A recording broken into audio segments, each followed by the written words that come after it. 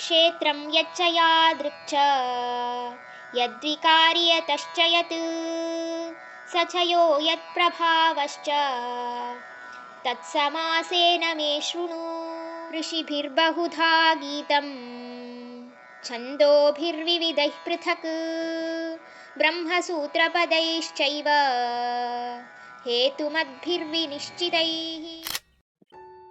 ಈಗ ನಾನು ವಿವರವಾಗಿ ದೇಹ ಅಂದರೇನು, ಅದು ಯಾವುದರಿಂದ ಮಾಡಲ್ಪಟ್ಟಿದೆ, ಹಾಗೆ ಅದರ ಗುಣಗಳೇನು, ಮತ್ತೆ ಯಾವುದರಿಂದ ಎಲ್ಲ ಅದು ಅವಲಂಬಿಸಿದೆ, ಯಾಕೋಸ್ಕರ ಅದನ್ನ ಮಾಡಲ್ಪಟ್ಟಿದೆ, ಅದರ ಸ್ವರೂಪಗಳು, ಹಾಗೆ ಈ ಆತ್ಮದೊಟ್ಟಿಗೆ ಅದರ ಪ್ರಭಾವ ಯಾಕೆ ಬೀರತ್ತೆ ಅಂತ ನಿನಗೆ ವಿವರವಾಗಿ ಹೇಳ್ತೀನಿ.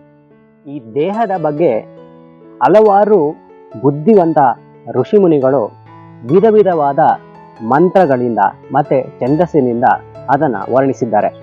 ಅಷ್ಟೇ ಅಲ್ಲದೆ ವೇದದಲ್ಲಿರುವ ಬ್ರಹ್ಮಸೂತ್ರದಲ್ಲಿ ಕೂಡ ಇದಕ್ಕೆ ಹಲವಾರು ಕಾರಣಗಳು ಮತ್ತೆ ಅದಕ್ಕೆ ಇರುವ ರೀತಿಗಳನ್ನು ವಿವರಿಸಿದ್ದಾರೆ ಅಂತ ಇಲ್ಲಿ ಭಗವಂತ ಹೇಳ್ತಾರೆ.